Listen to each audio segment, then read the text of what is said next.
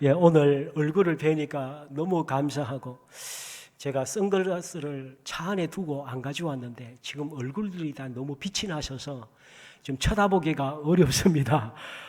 요즘 153 운동이 계속 되고 있어서 계속 날마다 30분 기도하시고 성경 계속 보고 계시죠? 그런데 어떤 날은 빠뜨릴 수도 있죠.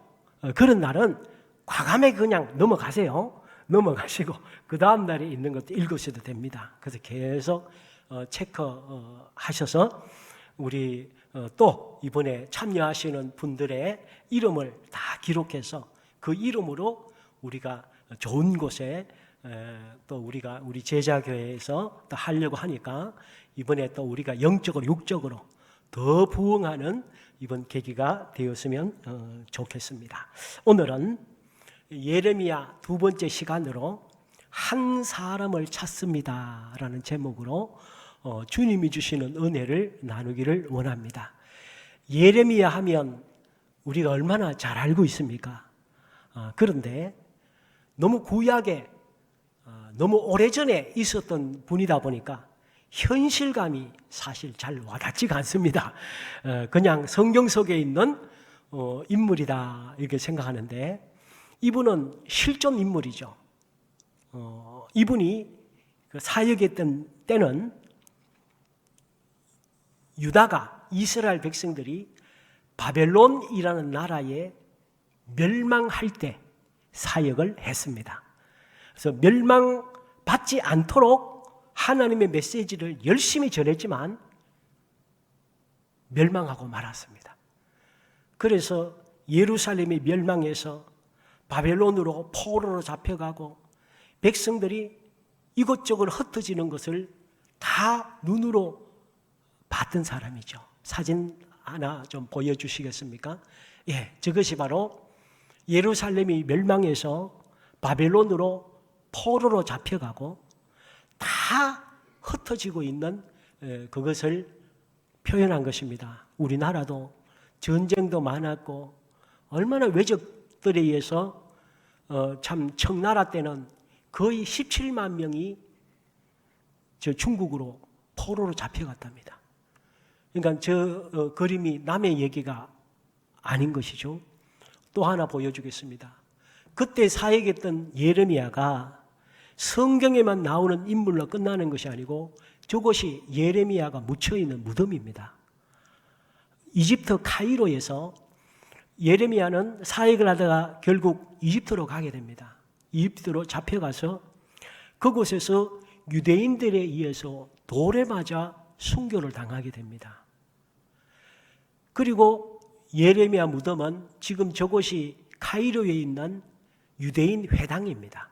유대인 시나고그라고 하는 회당인데 그 안에 지금 무덤이 있습니다. 그러니까 예레미야는 우리와 똑같은 삶을 살았고 그 사는 동안 하나님이 주신 사명에 충성을 다하다가 동족에 의해서 돌에 맞아 순교를 당하게 됩니다. 오늘 우리도 하나님이 우리에게 생명을 주시는 동안만 사는 것이죠.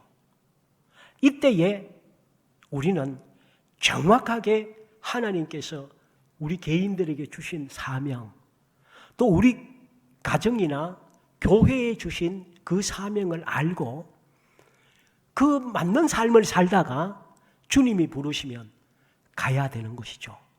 그래서 예레미야 강해를 통해서 우리는 예레미야가 하나님의 부르심에 순종을 했고 그런 인생을 살았던 것처럼 우리도 그런 삶을 사는 우리 모두가 될 줄 믿습니다. 그런데 이때의 예레미야가 제가 지난주에 말씀드렸습니다. 하나님의 부름을 받을 때의 나이가 생각보다 아주 어린 나이에 부르심을 받았다는 거예요. 이 자리에는 아마 예레미야보다 나이 어린 사람은 한 명도 없는 것 같아요. 하나님의 부름을 받을 때에 유대인들은 예레미야 나이를 14살로 봅니다. 많으면 20세, 14세에서 20세 사이에 예레미야가 하나님의 부름을 받습니다.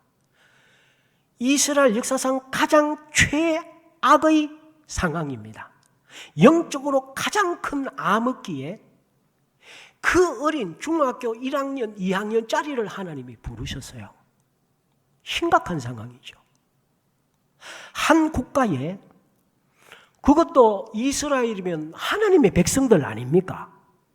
왕부터 시작해서 대제사장들, 제사장들, 율법학자들, 서기관들, 바리새인들, 사두개인들, 전 민족이 율법을 다 외우고 율법 중심으로 살아가는 그 민족에게 14살짜리를 하나님이 부르신 거예요. 이거 보통 일이 아닌 것입니다. 왜 그 어린 아이를 하나님이 부르셨을까요? 그 이유는 여러 가지가 있습니다만은, 예레미야가 나이는 어리지만 그만큼 세상의 때도 묻지 않았을 뿐만이 아니라 주님에 대한 뜨거운 사랑의 열정을 가지고 있었다는 그 어린 나이에.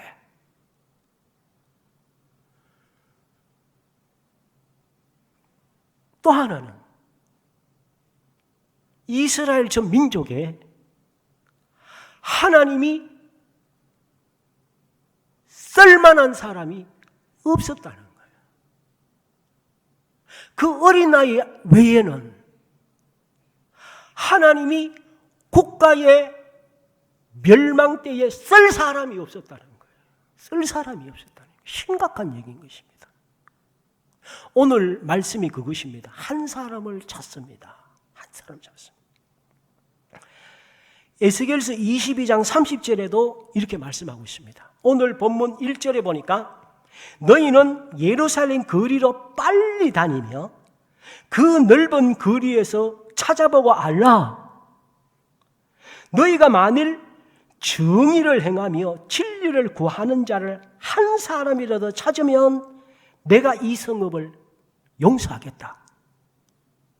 이 이스라엘의 멸망을 내가 시키지 않겠다. 심판 내가 면제하겠다. 그 얘기거든요. 이스라엘 전역에서 내 마음을 이해해서 내 메시지를 정확하게 전달하고 하나님 안 됩니다, 이 나라 심판하시면 안 됩니다라고 막아설 수 있는, 우리 성경에는 한 사람 있는데 우리말 성경이나 현대에서 다른 성경에 보면 단 한 사람이라도 찾으면 내가 이 심판 안 하겠다는 거예요. 한 명만 있으면 그 얘기거든요. 결국 무슨 얘기했어요? 멸망했습니다. 한 명이 없었다는 거예요. 에스겔서 22장 30절에도 에스겔도 이때에 사역했던 사람이죠. 하나님께서 에스겔 선지자에게 이렇게 말씀했어요. 성벽을 쌓고 무너진 성벽 틈에 서서 내가 이 땅을 멸망시키지 못하게 막는 사람을 찾아보았으나 단 한 사람도 없었다. 누가 이것을 나에게 하나님 그러시면 안 된다고 막은 사람이 누가 있느냐? 그 얘기예요. 많은 사람들이 필요할 때도 있지만 결정적인 한 사람이 중요합니다.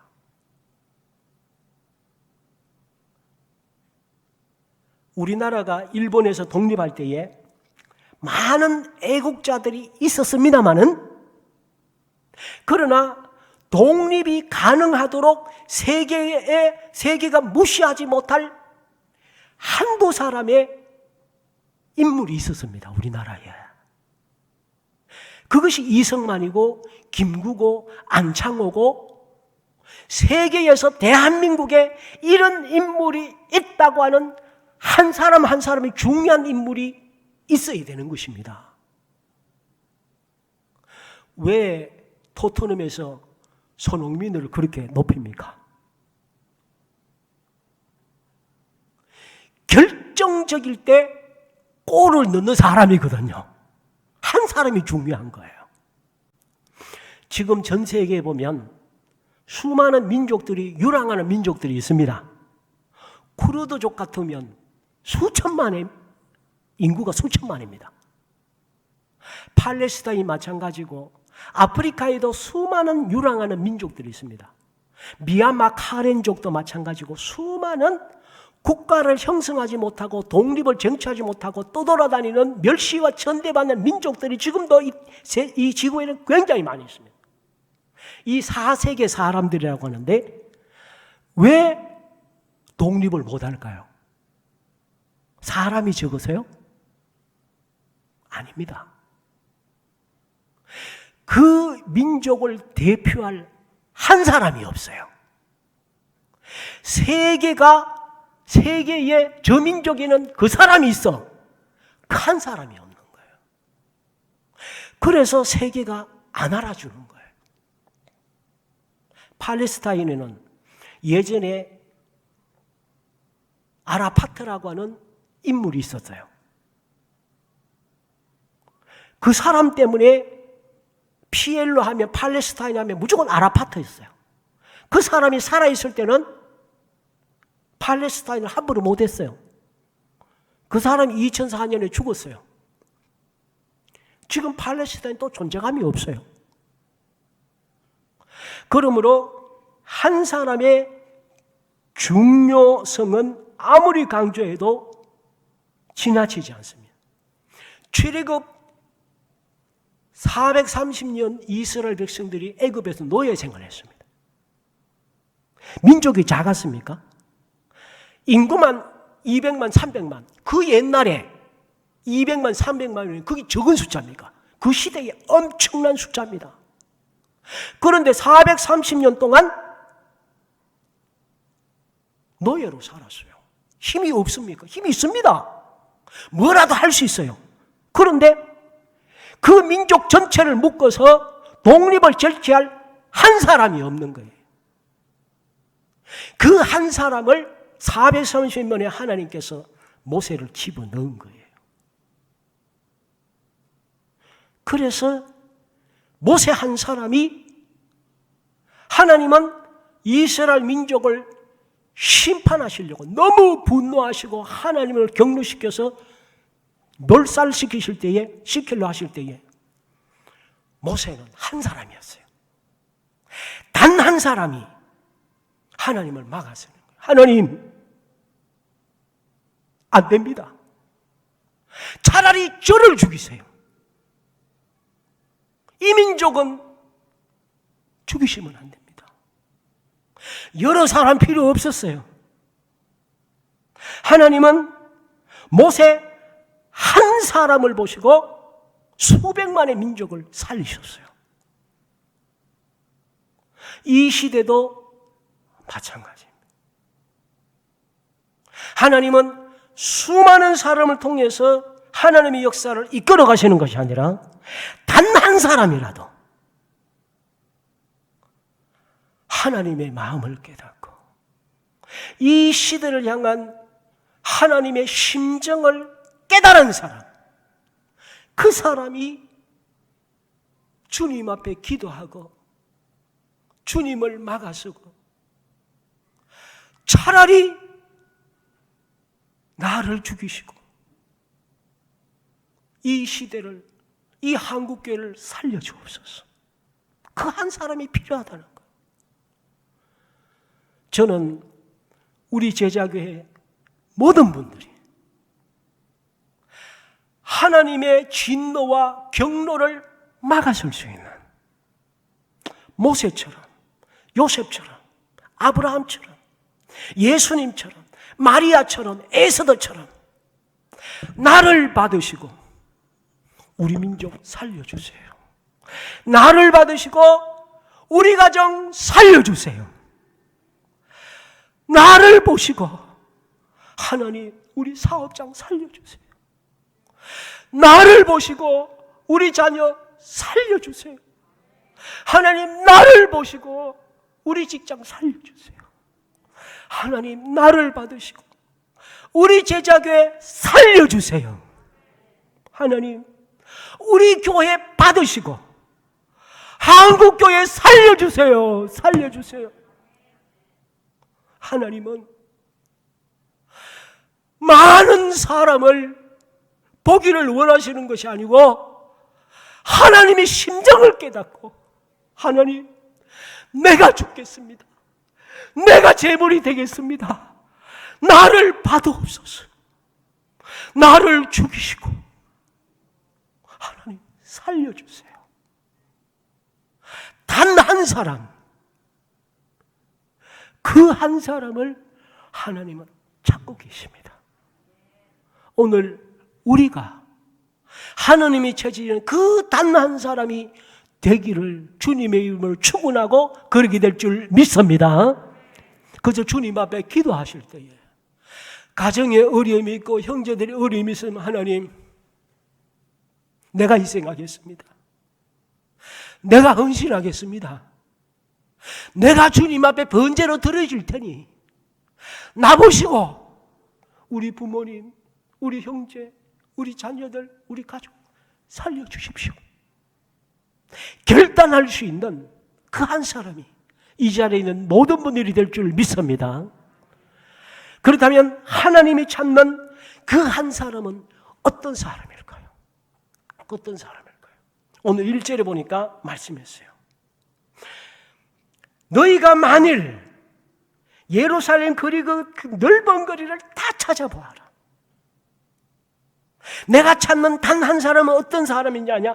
만일 너희가 정의를 행하며 진리를 구하는 자를 단 한 사람을 찾으면 내가 이 나라를 살려주겠다.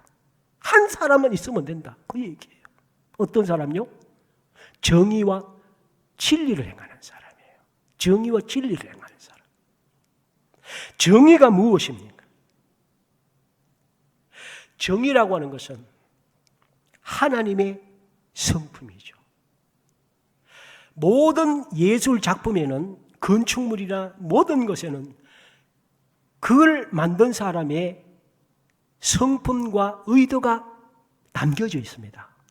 그러니까 모든 작품마다 작가에 따라 작품이 다 다르듯이 이 세상을 하나님은, 이 세상 하나님의 작품이죠.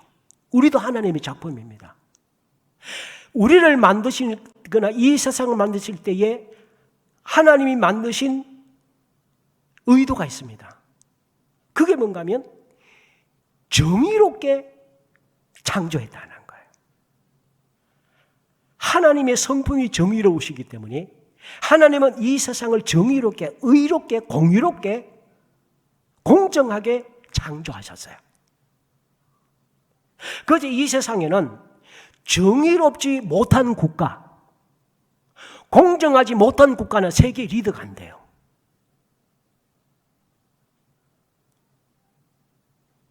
경제력이 아무리 뛰어나고 무력이 아무리 뛰어나고 사람이 아무리 그 나라가 많아도 정의롭지 못한 국가, 공정하지 못한 국가는 절대로 세계의 리더가 안 돼요. 중국, 인도가 세계 인구의 거의 반입니다. 근데 절대로 리더가 아니죠. 러시아 땅덩어리 세계에서 제일 커요. 절대로 리더가 안 돼요. 그리고 정의롭지 못한 국가는 반드시 멸망하게 돼 있어요. 북한 반드시 멸망합니다. 왜 그런지 아세요? 그리고 정의롭지 못한 사람도 하나님은 절대로 그런 사람 통해서 하나님 일을 하시지 않아요. 하나님은 정의로운지 아닌지를 보세요. 그래서 정의롭지 않은 사상, 정의롭지 않은 국가, 사람, 가정, 회사 다 망합니다.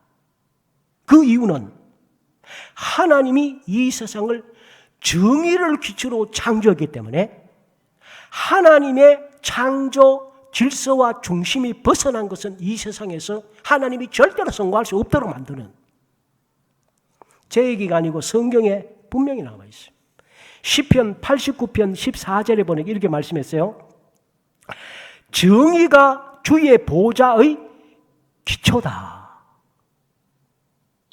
이 세상의 모든 창조를 하나님은 의롭게 창조하셨고 의로운 사람을 통해서 주의를 하시는 거예요. 우리나라도 경제력이 아무리 뛰어나고 무력이 아무리 좋아도 우리나라가 정의롭지 못하면, 공정하지 못하면 우리나라는 절대로 세계 리더가 안 돼요. 하나님이 그렇게 세우시질 않아요. 그래서 성경에 1000번 이상 의로운, 정의로운, 공의롭다는 말이 1000번 이상 나와요. 정의롭다는 것이 무엇입니까? 하나님의 말씀하시는 정의는 세상이 말하는 정의가 아니에요. 하나님 말씀의 정의는 뭐냐? 하나님의 뜻에 일치한 것이 정의라는 거예요. 하나님의 뜻에 일치해야 정의예요. 세상의 학자들이, 사회학자들이 말하는 정의는 정의가 아니에요. 그런 정의는 역사적으로 계속 바뀌어요. 장소마다, 나라마다 다 바뀌어요. 그런 정의는. 정의는 뭐냐? 변하지 않는 거예요. 어디에나 보편적으로 변함없이 계속 서 있는 것이 정의라는 거예요. 그 정의는 하나님의 뜻에 맞는 것이 정의인 거예요. 근데 만약에 국법이 하나님의 뜻에, 성경에 벗어나요. 정의가 아니에요. 만약에 각 나라마다 전통이 있어요. 불문율이 있습니다. 어떤 조직에서 옛날부터 내려오는 어떤 전통이 있어요. 아무리 중요한 것일지라도 그것이 하나님의 뜻에 맞지 않으면 아닌 것입니다. 하나님은 어떤 사람을 찾고 계시냐?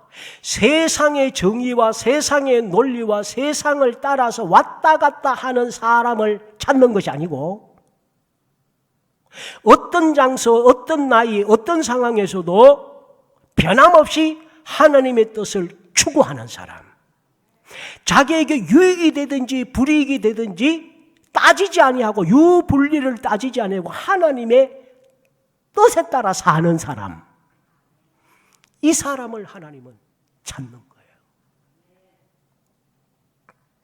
저는 우리 제자계 모든 분들이 시대가 아무리 희한하게 돌아가더라도 그런 것에 맞춰 살지 말고 하나님의 뜻이라고 하는 하나님의 이 정의, 여기에 맞추어서 흔들림 없이 주님 섬기며 살아가는 기계 있는 하나님의 사람들이 될 줄 믿습니다.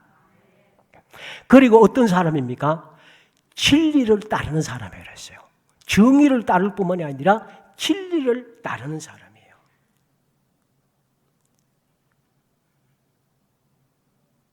이 시대를 일컬어서 아놀드 토인비라고 하는 역사상 가장 훌륭한 역사학자로라는 이 토인비가 역사의 연구라는 수십 년간의 책을 쓰면서 거기에서 현대를 일컬어서 포스트 모던 사회다라고 표현을 했습니다. 현대 사회는 포스트 모던 시대다. 그러면서 포스트 모던 시대의 특징을 얘기를 합니다. 그것이 무엇입니까? 현대는 전통적인 윤리, 도덕, 전통적인 사람들이 가지고 있는 가치관이나 진리나 이 모든 것을 다 부정하는 시대가 되었다는 거예요. 그 인간이 보편적으로 상식적으로 가지고 있는 모든 상식이나 이 모든 가치관을 다 부정하는 것이 현대 사회의 특징이다. 그렇게 얘기를 합니다. 그러면서 현대 사회는 진리의 문제, 미래 사회의 문제, 죽은 이후의 내세의 세계, 정신적이고 영적인 세계, 어떤 현상이 옳으냐 그러냐, 진짜냐 가짜냐, 이게 중요한 사회가 아니라는 거예요. 뭔지 중요한 사회냐? 지금 현대 사회는 지금 이것이 내게 유익하냐 아니냐, 내게 필요하냐 아니냐, 내게 중요한 문제냐, 그것이 모든 판단 기준의 시대라는 거예요. 지금 이 시대가 그렇죠. 모든 가치관들이 다 파괴되고 있어요. 그 중에 단적인 예로 하나가 전 세계 역사상 지금까지 결혼은 남자와 여자 이성 간에 결혼하는 것은 인류 역사상 지금까지 수천 년간 보편적인 윤리요, 도덕이요, 관념이었습니다. 그런데 20세기 말 21세기 들어오면서 포스트 모던 시대가 되면서 전 세계 사람들의 마음속에 왜 결혼을 꼭 남자와 여자만 해야 되냐? 이게 포스트 모던 시대 특징이에요. 그동안 우리가 일반적으로 가져왔던 상식과 생각들을 다 털어버리는 거예요. 털어버리는 거예요. 무서운 신. 그러니까 진리를 진리로 인정하지 않는 거예요. 모든 것을 상대화시키는 거예요. 절대적 진리를 인정하지 않아요. 그러니까 전 세계가 미쳐 돌아가는 거예요. 날씨가 미쳐 돌아가듯이 사람의 사고와 사상과 가치관과 세계관이 일정하지 않아요. 완전히 뒤죽박죽이에요. 그러니 세상도 다 이렇게 돌아가는 거예요. 이것이 포스트 모더니즘 시대의 특징입니다. 그래서 이 세상에 말하는 진리는 진리가 아니에요. 아무리 세계적인 학자가 진리는 이것이다, 정의는 이것이다 해도 말짱 잘못된 거예요. 이 세상에는 정의와 진리가 없어요. 진리가 무엇입니까? 진리라고 하는 더 트루스라고 하는 것은 절대성이 있어야 돼요. 절대 진리여야 돼요. 진리라는 자체가 절대성이 있어요. 그리고 범우주적으로 일관성 있는 보편성이 있어야 돼요. 그 진리는 불변성이 있고 그 진리는 증명이 필요 없는 그 사실 자체가 진리인 것입니다. 그 진리는 무엇이든 변화시킬 수 있는 강력한 능력이 있는 것이 진리입니다. 성경이 오늘 주님께서 나는 이 세상에서 정의를 따르는 자를 나는 찾는다. 그 한 사람이면 된다. 다 필요 없어. 한 명이라도 정말 정의를 따르는 사람, 한 명이라도 참된 진리를 따르는 사람 한 명이면 돼. 한 명이면 돼. 그런데 이 세상에서 수많은 그리스도인들도 참된 진리가 뭔지도 모르고 예수님도 믿지만 세상과 양다리 걸쳐서 성경 중심적인 하나님 중심적인 신앙생활과 삶을 살지 아니하고 예수 믿는 것 같은데 말하는 거나 생각하는 거나 사는 걸 보면 예수 안 믿는 사람과 구별이 전혀 안 돼요. 정의를 따지지 않고 진리를 따르지 않는 것이죠. 진리를 따르는 사람은 변함이 없어요. 하나님만 따르는 것입니다. 진리가 뭡니까? 삼위일체 하나님이 진리시죠. 성경이 진리인 것입니다. 이 세상에 우리를 구원하러 오신 예수 그리스도가 진리인 것입니다. 그래서 저는 말씀드립니다. 평생에 성경을 많이 읽어오시고 공부도 많이 하셨겠지만 저는 감히 도전하고 싶어요. 이 코로나 때에 저는 평생에 내가 이렇게 성경 많이 읽은 적이 내 평생에 없어도 할 정도로 저는 우리 제자의 모든 분들이 입에 단내가 나도록 성경으로 들어가셨으면 좋겠어요. 성경이 진리거든요. 진리 속에 깊이 들어가지 않으면 우리는 세상과 짝하며 살아요. 하나님은 진리를 따르는 사람을 찾으시지 진리 따르는 흉내내는 사람을 통해 사람을 역사하는 것이 아니라고 하는 거죠. 오죽하면 하나님께서 한 명만 데려와 한 명만 찾으면 내 멸망 안 시킨다니 하는데 한 명이 없었어요. 한 명이 없었어요. 오늘 우리는 그 한 명을 찾는다면 거기에 들어갈 수 있습니까? 제가 말씀을 준비하면서 기가 막히죠.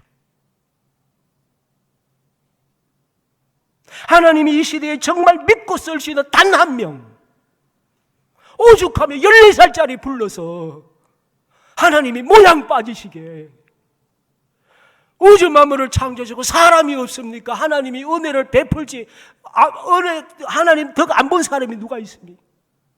필요할 때 쓸 사람이 없다.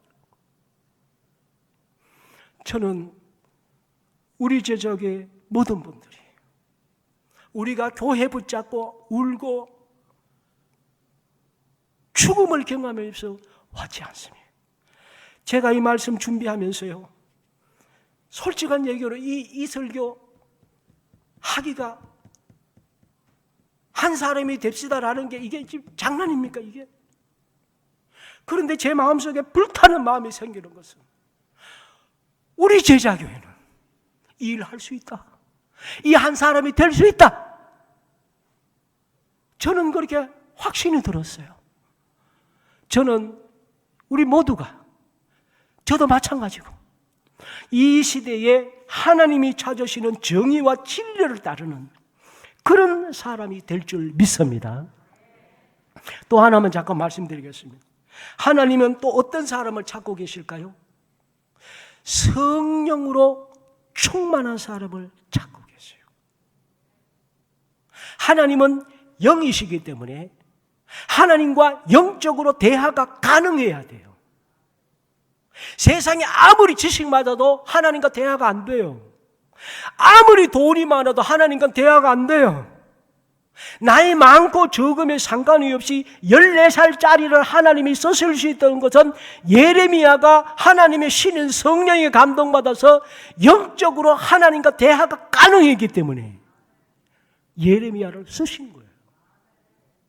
저는 우리 이 제자교회 모든 분들이 이 시대에 하나님과 통할 수 있는, 하나님의 뜻을 펼칠 수 있는 성령에 의해서 거듭나서 영이 살아나서 영적으로 충만한, 성령 충만한 우리 교회 모든 분들이 되시는 줄 믿습니다. 그래서 신약시대의 최초의 교회가 예루살렘 교회 아닙니까? 마가다락방에 성령이 강림하시면서부터 최초의 예루살렘 교회가 시작이 된 거예요. 그래서 교회는 뭐냐? 교회는 성령이 역사하는 곳이 교회예요. 사람만 모여있다고 교회가 아니고 성령을 받은 교인들, 성령의 충만함을 입고 성령에 순종하고 성령의 능력을 행하는 것이 교회인 거예요. 저는 우리 제자교회가 사람만 모인 교회가 아니고 전부 다 한 사람도 빠짐없이 어린 애기부터 우리 어른까지 성령의 감동을 받아 영이 살아나서 영이신 하나님과 대화하고 하나님의 뜻을 깨닫고 하나님이 우시면 같이 울 수 있고 하나님이 기뻐하시면 같이 기뻐할 수 있고 하나님이 이 세상을 향한 하나님의 마음을 느껴질 수 있는 그런 분들이 모여있는 제자교회가 되기를 원하고 그렇게 되는 줄 믿습니다. 그래서 하나님은 성령 충만한 사람을 찾으시는 거예요. 그래서 성령 충만한 사람을 통해서 일을 하시는 거예요. 그래서 예루살렘 교회 시작할 때에 성령이 충만했고 최초의 예루살렘 교회 일군 세울 때에도 보면 교회 오래 다니고 공부 좀 했고 돈 좀 있고 사회적 명망이 있고 그런 사람을 일꾼으로 세운 것이 아니라 성령을 받은 사람을 세운 거예요. 그래서 요한복음 사도행전 6장 3절에 말씀했죠. 너희 가운데서 성령과 지혜가 충만한 사람을 찾아라. 6장 5절에 믿음과 성령이 충만한 사람을 찾아라. 사도행전 11장 24절에 바나바는 성령과 믿음이 충만했다. 그래서 바울 사도도 하나님이 성령을, 바울 사도가 세상적으로 얼마나 잘난 사람입니까? 그 사람보다 잘난 사람이 없어요. 하나님이 절대로 안 쓰셨잖아요. 그래서 성령을 받고 성령에 변화되어서 주님 앞에 자기 자신을 드리고자 성령을 받았을 때부터 하나님이 바울을 들어 쓰신 것이죠. 그러므로 오늘 우리는 내가 성령에 순종하고 있는지, 성령을 따라 살고 있는지, 세상 뉴스 보고 살고 있는지, 세상 돌아가는 정책 보고 살고 있는지, 뭘 보고 내 인생을 살고 있는지를 검증하셔야 됩니다. 검증하셔야 돼요. 하나님께서 찾으시는 사람은 그 시대에 재물을 찾으십니다. 하나님은 자기 자신을 하나님 앞에 드릴 수 있는, 자기 자신을 하나님 앞에 헌신하고 자기가 죽을 준비가 되어 있는 사람, 그 사람을 찾으시는 거예요. 그 사람을 통해서 역사하시는 거예요. 모세가, 왜 모세 한 사람이 중요합니까? 그는 자신을 제물로 드렸어요. 전 민족을 하나님이 사랑이 얼마나 많으신데 오죽하면 몰살시키려고 하시잖아요. 늘 말씀, 하나님이 얼마나 무서운지 아세요? 노아 홍수, 노아 가족 외에는 싸그리 다 몰살시키는 하나님이세요. 하나님 띄엄띄엄 하시면 큰일 납니다. 하나님이 날 축복하시겠지, 대충 해도 하나님 알아서 안 하세요. 알아서 안 하세요. 그때 모세는 어떻게 합니까? 하나님 앞에 엎어지는 거예요. 하나님, 날 죽이세요. 날 죽이세요. 날 지옥에 보내세요. 내 민족 다 죽이실 것 같으면 저를 죽이세요. 이게 모세였어요. 여러분, 그럴 각오 돼 있나요? 저는 우리 제자계, 적어도 우리 제자계 모든 분들은 만약에 가정이 엉망진창이 되고 자녀들이 잘못 살고 사업이나 직장이나 여러 가지 어려움이 되면 여러분이 모세처럼 좋습니다. 제가 하나님께 목숨 걸겠습니다. 내가 주님 앞에 막아서겠습니다. 날 보시고. 저는 우리 제자 모든 분들이 그런 분들이 계속되는 줄 믿습니다. 제가 1부에도 말씀드리기 때문에 2부에도 말씀드립니다. 저는 하나님께서 우리 제자교회를 왜 이렇게 살려주시고 하셨나? 저는 감히 말씀드립니다. 저는 하나님께서 우리 제자교회에 왜 그런 어려움이 있었는지, 왜 그런 고통스러운 세월이 있었는지, 저는 영적으로 계속 기도하면서 하나님 뜻을 묻는 가운데 하나님께서 깨닫게 한 것이 있어요. 저도 그것이 너무 감사했기 때문에 늘 자부심을 가지고 주님을 섬깁니다. 하나님은 우리 제자교회에 어쩌다 보니까 재수가 없어서 우리에게 잘못 걸려서 그런 일이 있은 것이 아니고 타락해져 가고 돈에 의해서 세상 경제적인 논리, 물질적인 논리, 자본주의적인 논리에 의해서 타락해져 가고 몰락해져 가는 한국 교회의 경정을 눌리고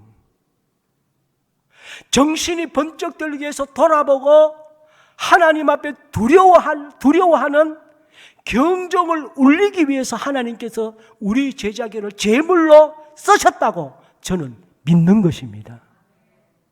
제물은 피를 흘려야 돼요. 제물은 희생이 돼야 돼요. 제물은 아픔이 있어야 됩니다. 그게 제물이에요. 몇 년 전에 우리 교회에서 장례식을 거행했죠. 우리 온 교우들이 흰 상복을 입고 비가 그렇게 쏟아지는 데서 장례라는 퍼포먼스를 했지 않습니까? 저는 그것을 그냥 생각이 나서 했다고는 보지 않아요. 하나님께서 우리에게 우리의 옛사람을 죽이시고 하나님께 잘못해왔던 교회의 모든 것을 죽고 하나님, 우리가 주님 앞에 제물로 우리를 드리기를 소망합니다. 제물로 받으시고 우리 교회 살려주시고 한국교회를 살려주옵소서. 하나님은 우리 제자교를 제물로 받으셨다고 믿는 것입니다. 그래서 우리는 자부심을 가지셔야 돼요. 그래서 또 하나 가져야 될 생각이 있습니다. 제물은 제물이지 제물은 죽어야 되는 것입니다. 그런데 제물이 살아나면 안 되죠. 욕심이 살아나고 성질이 살아나고 세상까지 살아나고 세상의 가치관이 살아나고 안 돼. 한 번 재물은, 그래서 바울은 나는 날마다 죽는다 그랬어요. 날마다 죽는다. 우리는 날마다 죽어야 돼요. 날마다 재물이 되어야 돼요. 그래서 주님, 나를 받으시고 우리 가정을 살려주시고 우리 자녀들 살려주시고 직장과 사업장 살려주시고 한국교회 살려주시고 우리나라 살려주옵소서. 저는 우리 모두가 하나님이 찾으신 이 시대에 단 한 사람이 내가 되게 해주십시오. 남이 되기를 바라지도 말고 누가 하겠지 그렇게 여기시지 마시고 하나님이 감동되시면 바로 내가 하겠다. 그런 마음으로 주님 앞에 충성하는 우리 모두가 되기를 주의 이름으로 부탁을 드립니다. 같이 한번 주님 앞에 말씀을 생각하면서 기도하겠습니다. 우리 하나님께 기도하겠습니다. 하나님, 내가 주님이 찾으시는 정의와 진리를 따르는 이 시대에 한 사람이 되게 하여 주시옵소서. 하나님, 누군가가 하겠지가 아니고 내게 성령이 감동하시면 그것을 내가 하는 준비되어 있는 그 단 한 사람이 내가 되게 하여 주시옵소서.